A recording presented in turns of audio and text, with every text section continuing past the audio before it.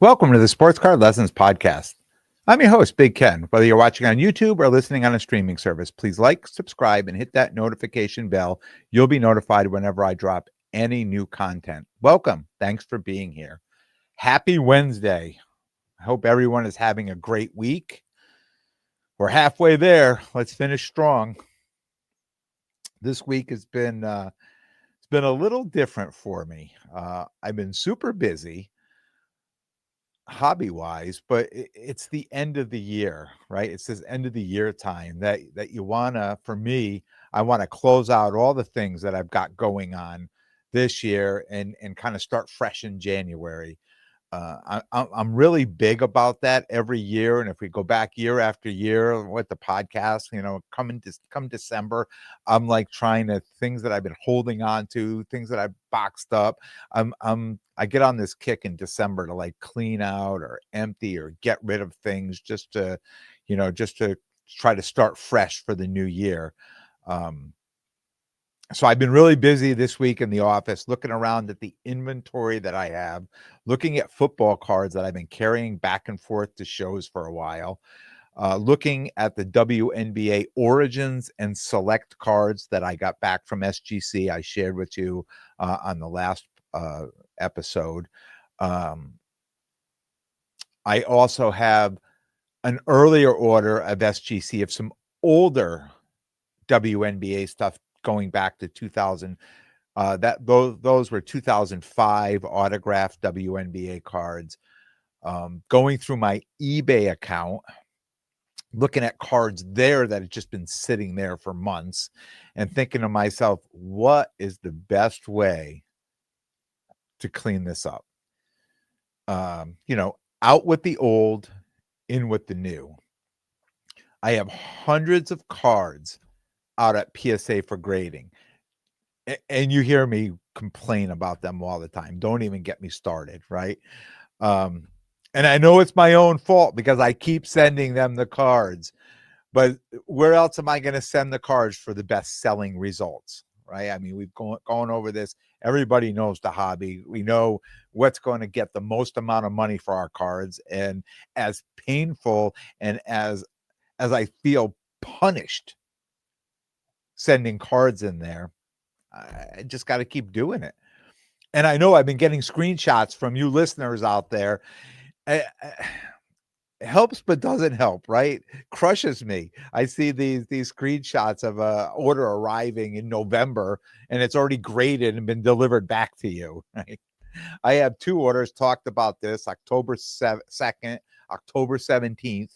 The second has been in grading now, I don't know, 3 weeks, 4 weeks. I don't even know. It seems like forever. And I just have a feeling with that one, I have a feeling because there's a lot of older cards in that order that it goes to a specific department and maybe that person's on vacation or, I don't know. These are the things I think about. This is what goes through my mind thinking, there's like one guy named Bob that he's the only one that grades these cards or it's in that one department that's overwhelmed and that card's just sitting on a shelf somewhere waiting for its turn, or those cards waiting for their turn. But the whole order is being held up because of this. And my October 17th order hasn't even been checked in yet. It's received. I mean, I shipped the stuff 2 days to get there within 2 days, but it hasn't even been checked in yet.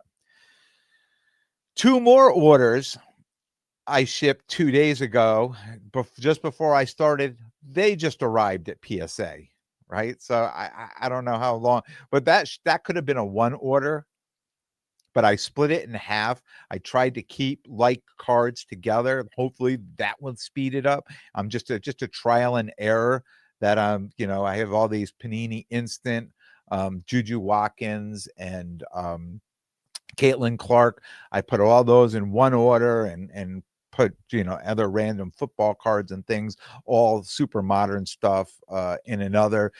Just trying to separate it like that, and hopefully that'll expedite getting some of this back. I'm willing to try anything at this point, trust me. And I'm also working on a third order of stuff that kind of didn't go along with either of those two orders. And I'm waiting on a couple cards to come in to send a third order that it's going to go out on Monday, right? I thought I planned well enough to have these cards back by year's end, right? So it'd be all new inventory I can put in my case, or at least plan well enough on the first 2 orders. But I mean, I don't know. Will I see them in January? I have no idea. So next year I'm gonna have to start sending them even earlier, right? To hope to get these cards back. On a positive note, my Caitlin Clark, that purple cracked ice from Select, numbered to 149, that's coming back at PSA 10. That's going to be delivered today. I didn't have it in time to show you here, but I did that on a 20-day and getting it back pretty quickly. So that gem, that's PSA 10, and presently it's only a pop 2 on that card. So I'm very excited about that. I haven't decided if it's a hold or a sell yet, but I'm just excited to get that back. And it was crazy that I spent a fortune on, hobby breaks and things like that, and got so many things, but no Caitlin. And I go to Target and buy some blaster boxes, and I pull this great card out. So you never know. Crazy thing with PSA orders sitting in PSA for so long, I forget what I've sent, right? I've got a 62 card order. I got a 55 card order. I got a 51 card order. Like I forget what I've sent out there to them. And yesterday I was thinking about a card and I'm like, didn't I have one of those cards? Like, I think I actually pulled one of those cards, but I couldn't remember. So I went back and I go on to PSA and I click on it and I'm scrolling through, and not only the card I think I did have, but then I found these other cards I forgot I had.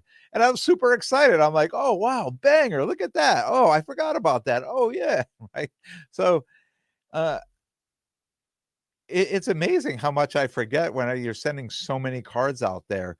Uh, but then again, at the end, you get disappointed, say, I waited so long for these things to come back. Like, I'm forgetting what I'm sending out there. But I guess if I can get excited for a little while before I'm disappointed again, right? It's the little things. So with everything else here in the office, I've just made some decisions on what I'm going to do with some of the stuff here. A kind of a year-end cleanup, if you will. I decided the WNBA Select, the Origins, and the 2005 WNBA, they're all SGC graded. And I went through my current inventory that I've been taking to shows, and I've grabbed 7 graded football cards out of there as well that are great cards. They've been sitting in my case. A number of Josh Allen cards, right, where he's been playing better and better all season, and I see his values are going up. I put them all on the chopping block, right? I'm going to try to send them to consignment, right? So the WNBA cards, they just need a broader market to sell. If how they're going to sell, where they're going to sell, how much they're going to sell for, they need that market. Me taking those cards to a show are very limited on what I can get for those. Any small or regional show, right? If I was going to be setting up at the National, these would be great cards that I could bring to the National, but I haven't heard anything from them yet, so I still have my fingers crossed there. But I'm going to use consignment on these cards. The WNBA stuff that I feel I need a better market, and the NFL cards, of the just players that are great players, but these are just cards that for one reason or another just haven't sold in, and it could be me too, right? I could have a price on them that there were 3 or 4 of those cards. There are no recent sales on those cards. So it's just going to get to a point now where these are going to be the recent sale on the cards. And 2 of the cards are pop ones, right? So it's going to be the only sale. And selling, I've talked about this on the last episode, selling at these shows, these guys that are coming in to buy for these quick flips, if there's no recent comp, they stay away from these cards that are pop 1 or pop 2, and there's no sales, and the last sale was a year ago or 2 years ago. They don't want these cards because they can't move them. They can't move them quick. right? So I'm just going to take my chances on some of these. Nothing high dollar on there. Nothing over $200 that's going out there. Most of these cards between, maybe 80 and $200. And I'm going to see what happens with them. Um, Hopefully, we find some bidders out there and the prices go up. But I'm gonna, try sending them out. I'm gonna try the consignment route right now. I used consignment before on two separate companies over the last few years. I really wasn't happy with them. And maybe some of it was my own fault too. Not understanding um completely, not reading all the fine print, things like that. So, after talking to some people that said, hey, they suggested consignment, and I told them these are the bad experiences I had. They said, look, here, try this, do this, look at that, that type of thing, and suggested these are the kinds of cards that should be going to grading and not maybe the cards I had been sending to grading. So, um, I shipped off a package of 18 cards this morning, so I will keep you updated on that experience. Then there's the eBay account. Pretty sure it was 87 cards. Now, I was when I first put all those cards up on eBay, it was 133 cards. So I did sell a decent amount of cards this year on eBay.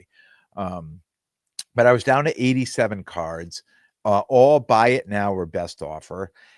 And they've just been sitting there, right? Nothing's really been happening with them. So I decided to go through that as well.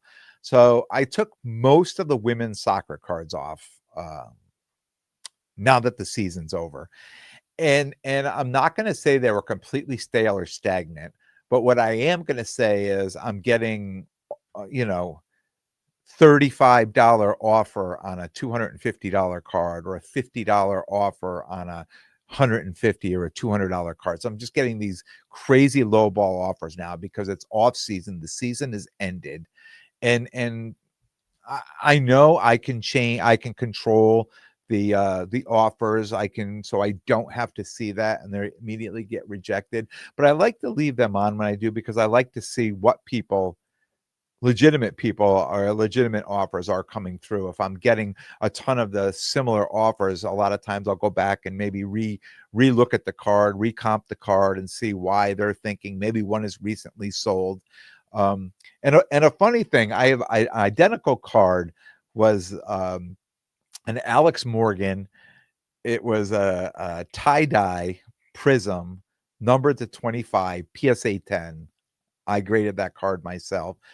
Uh, it was up there, and as I was taking them down, I was just kind of comping each one, and that card had 3 recent sales in November for like 145, and now I'm just going to throw the numbers out there because I don't have them in front of me. It's like 145, 120, and $59.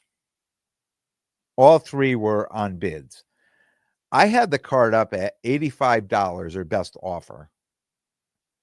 And 2 of them sold for way over what I had them on bids. Then so at that point, I'm starting to think too, I must not even be getting the exposure that I need, that if people are bidding up over $100 to $140 on a card that there's a buy it now for $85. I mean, a lot of times when I'm going to bid on something, I look all over. I mean, I scour to see if there's any others that are up there before I place a bid, if I can get it at a cheaper price, like this situation. So that I thought to myself, it's time to take some of those cards down, and that was really my motivator when I started that. So I left a couple of the women's soccer cards up there, but I took most down because the season is over now. Um, I'm going to box them up and break them back out in the spring when the season gets started again. And, if this consignment thing works out well, I may send some of those higher end ones to consignment at time where people are back to buying, these cards, especially like the rookie cards and things like that. So at present, I'm down to 39 items, buy it now or best offer on eBay. Most are non-sport. I mean, they don't have a season. Some higher end soccer, a couple WNBA cards, things I think could sell anytime, things that I just wanna leave up there because they would be one-offs of people if they were collecting that particular person, and I'm going to go through, and I know a lot of people are thinking right now, you gotta instead of making changes that you have to take off and relist the cards, and that's kind of my goal too, is to take some of those cards and just take them off and then just relist them again, so it's a fresh listing and not the same listing that's been sitting up there for months. I've been going through boxes here in the office with singles, tons and tons of singles, and just taking and getting them out and just adding them to my singles boxes, right? Getting a little bit more organized in the office and a little bit more inventory in those boxes. Uh, I've done pretty well at the last few shows selling um, singles out of the singles boxes. I probably done better than I thought I was going to do. So it motivates me to find some more and some more and some more. So now, like, I got football going back, in here, like tons of rookie stuff going back to 2021, right? I know where most of those people ended up, but there's still the Jamar Chases, there's still some players who have done well. Oh, and that was another thing. I had a couple Mac Jones cards I added to that consignment, just that I see a few of those have recently sold on eBay for somewhat of a decent price, and, I think this is it. If he can just do something down the home stretch here for the Jags, you know, maybe there might be some value in those cards. So I'm putting it out there to the consignment gods to hope that I can recoup a little bit of money back uh, on a couple of those cards that have been sitting here in the oh no box. um, so the singles boxes and a lot of those rookie cards, singles, I just been taking out and just loading up on these singles boxes. A lot of these local shows, people love those singles boxes, and it's what a great way to out with the old, right? Get them out, and I could use some of that capital to invest in some new product at the beginning of the new year. I still have all the complete sets of non-sports. That again, I've talked about that. That's going to be my goal this winter, to go through that whole lot and start selling off the sets. Um, that was my original timeline when I bought them, a winter project, and I'm trying to stick to it. In fact, uh, I've started separating a lot of those. I think I talked about this, that were multiple sets would be in a single binder, and I'm going through and separating and bought binders, and I'm just separating them out to keep, all just one set per binder in there. And it's like a busy work, right? When I could sit and put football on a Sunday or something, and as I'm watching, I can do stuff like that. So again, just trying to finish the year strong, trying to finish strong. Get rid of anything that's been hanging around too long. That is my goal, and just make room for some new stuff. How about you? What is your plan? How are you going to finish the year strong? Uh, do you have a plan? Is it even in your mind, or is it just business as usual? Not only do I want to finish strong, but I want to set some goals too. I've talked about this year after year, that I'm big on setting goals at the end of the year for the new year and then trying to accomplish them. You know, anyone else out there, are they goal setters? You guys setting goals for next year? What's your plan? Do you put it out to the universe? Are you a believer that it makes it easier to accomplish?